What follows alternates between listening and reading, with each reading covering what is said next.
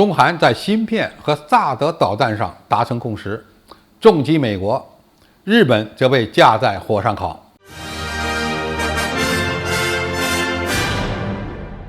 观众朋友、网友朋友，大家好，我是傅延绍。在佩洛西窜访台湾地区，引发台海军事危机的关键时刻，韩国的表现令人惊讶。韩国总统尹锡悦先是故意不见佩洛西，韩国外交部长朴正也躲着不见面，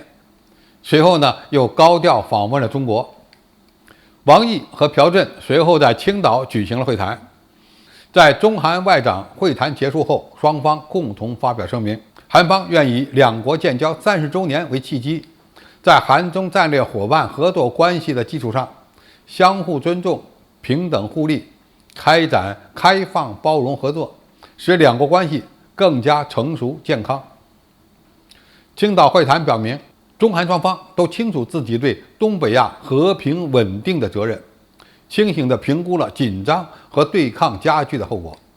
两位外长一致认为，萨德问题不应再妨碍北京与首尔之间的关系。中韩双方会谈的热点问题之一是半导体生产和供应链问题，而韩国的态度更让美国非常痛苦。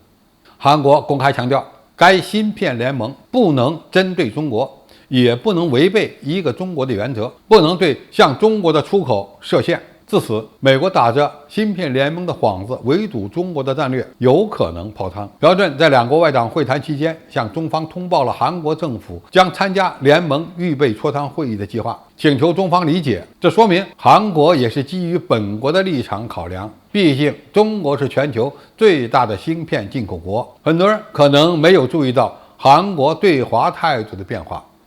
而这将严重打击美国的东北亚战略。在尹锡悦上任之前，一度表现得极度反华亲美，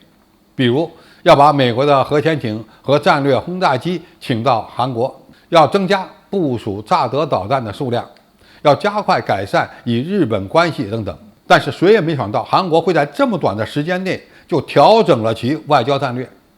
在中美之间保持了平衡的策略，与日本走上了完全不同的道路。萨德导弹问题原本是中国非常关切的事件，也可以说是中韩关系的一个火药桶。美国鼓动韩国增加部署萨德反导系统，表面上是为了对付来自朝鲜的导弹威胁，实际上是为破坏中韩关系打了一个楔子。这次韩国在萨德部署问题上获得中国的谅解，可能不是战略层面的，而是技术层面的。也就是说，韩国如果承诺不把萨德的雷达用于对付监控来自中国的目标，就会在执行层面上与中国达成默契。其实韩国心里也很清楚，对付部署在韩国的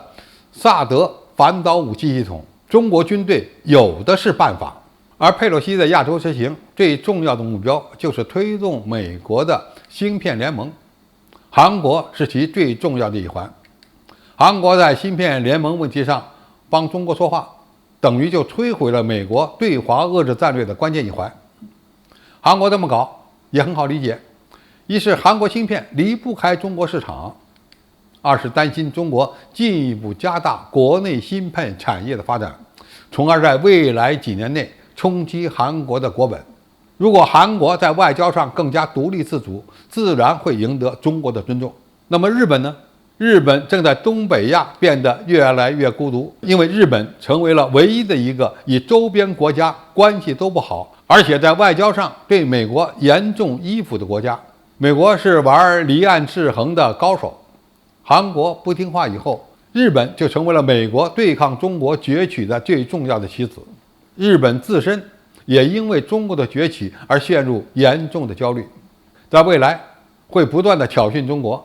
但是已经难以改变中国的大腿比美国的更粗这样一个现实了。台海危机的发生，周边国家应该已经能够看清楚美国的底气高低了，他们会在中美之间做出正确的选择。未来如果日本不调整它的政策，将会把自己架在火上烤，只会越来越难受。这也从另外一个侧面证明，美国的衰落必然会带来东北亚战略格局的改变。好，今天的评述就到这里，谢谢大家收看，我们下期再见。